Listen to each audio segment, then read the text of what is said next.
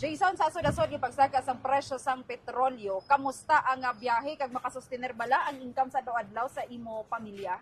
Sa sitwasyon subong ma'am sa amuni nga sistema nga perti ka mahal ang gasolina daw. Muuntat namin kabiyahe mo.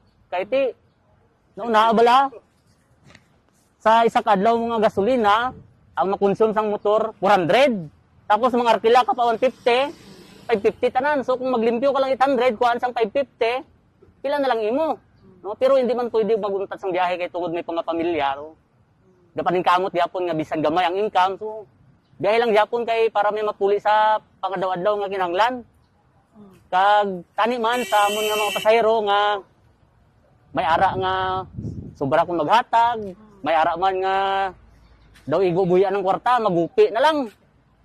Daw hindi wala kang intindihan, no? Dapat sa subong nga panahon kay ara ka sa krisis intindihan na lang ba nga kung huna-una mo nga daw kalayo sang kadtuan ko, hindi na naton paghambalon nga pagulaton nga ti amo man lang ning minimum 15 nga mareklamo ka pa ti way ta mahimo naman. Pero salamat gyapon sa mga pasahero namon nga bisan pa man nga ara kita sa sitwasyon nga krisis, no?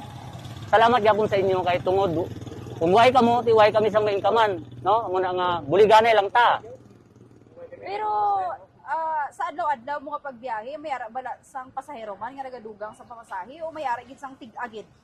May ara ma'am sang gahatang nga sobra nga makaintindi, may ara man nga kuan gid barat gid. Hindi taman ma-mention kung hindi taman kilala ilang pangalan. Kaya kung sila ang magkulang, way kami reklamuhan. Kung gamay lang gani nga diferensya o 5, kwaon din na franchise, way kami pakatuan, kami Japon ng pildi.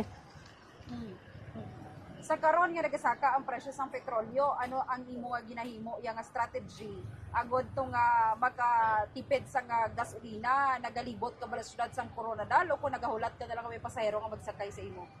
Ay, kaya kung hindi ka maglibot-libot, ma'am, kung mahulat ka lang sa turno, kaya go ka makahalin kung magturno kaya sa kaoras, kaya mas manami nga, agwan taon mo lang din maglibot-libot, anay. Kaya base pa man lang nga may makasakay, kag mapakyawan ka nga swerte, ati, okay. Pero kung magulat ka lang sa turno, ma'am, ti, lugi ka gid pirmi. Makargahan ka lang duha, gadali ang pasahero, ay, dugay ba maglarga to? Tapos magkadto sa iya karadtuan, okay ma'am, masalamat na lang eh.